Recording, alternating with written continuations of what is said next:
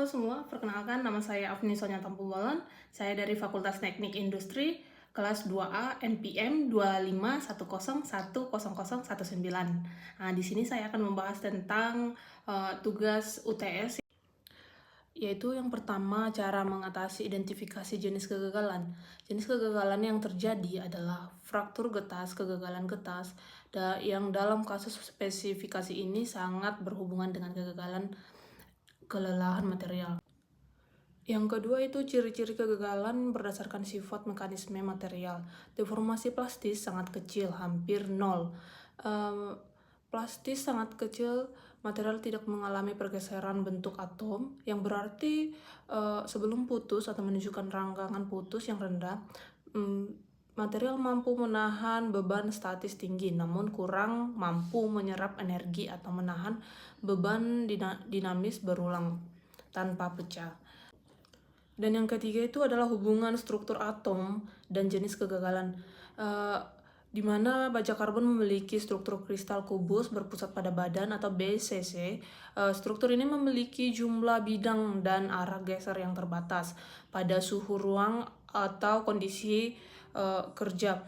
Pergeseran dislokasi atau pergeseran lapisan atom sangat sulit terjadi akibat saat diberi beban. Lapisan atom tidak bergeser atau berdeformasi, melainkan ikatan antara atom langsung putus. Inilah yang menyebabkan sifat getasnya.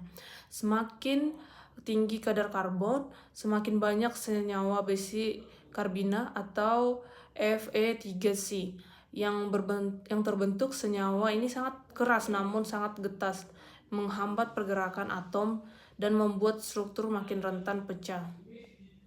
Yang keempat itu analisa penyebab kegagalan. Memilih jenis atom baja karbon yang salah, kemungkinan menggunakan baja karbon kadar tinggi atau kurang lebih 0,45% Celsius yang keras tetapi getas, tidak cocok untuk komponen bergerak yang menerima beban dinamis.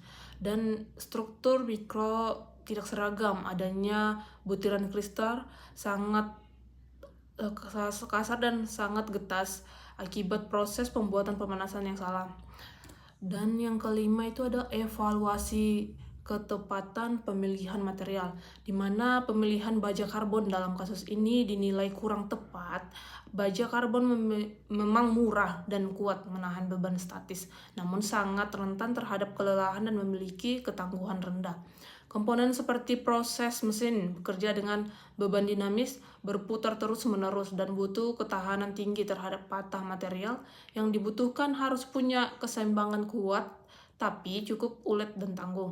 Dan baja karbon hanya cocok diolah khusus atau diperlakukan panas atau jika berbebannya ringan. Untuk kondisi produksi berat terus-menerus baja karbon saja tidak cukup. Dan yang keenam itu ada solusi teknik untuk mengatasi dan mencegah kembali. Dengan yang poin pertama itu memperbaiki material. Dengan kita menggunakan baja karbon rendah dan menengah, kadar karbon 0,20 sampai 0,40% yang lebih ulet dan tangguh, atau beralih ke baja paduan, misalnya baja krom atau nikel yang tahan kelelahan jauh lebih baik. Dengan perbaikan desain, hilangkan konsentrasi tegangan, ubah desain buat sudut tajam atau melakukan runcing. Dan poin yang kedua itu memperbaiki proses pembuatan dan perlakuan panas. Di sini ada 3 cara, yaitu cara yang pertama perlakukan panas, lakukan menormalisasikan dan pelunakan untuk memperluas butiran kristal atau menghilangkan tegangan sisa dan meningkatkan ketangguhan. Dan pengerasan permukaan. Yang kedua itu penegasan permukaan, lakukan karburisasi atau nitridasi tujuannya untuk melakukan proses menormalisasikan atau pelunakan untuk memperhalus butiran kristal, menghilangkan tegangan sisa dan meningkatkan ketangguhan. Dan yang kedua itu pengerasan permukaan, atau tujuannya itu permukaan poros jadi lebih keras agar tahan aus, tapi bagian dalamnya tetap ulet dan tidak mudah patah. Dan yang ketiga itu finishing halus, atau untuk memastikan permukaan poros sangat halus atau dilampas atau dipoles dengan menghilangkan goresan bekas mesin, karena permukaan kasar adalah pemicu utama retakan kelelahan. Dan di sini poin ketiga adalah pengendalian lingkungan dan operasi, yaitu ada dua cara. Yang pertama itu pelumasan dan perawatan.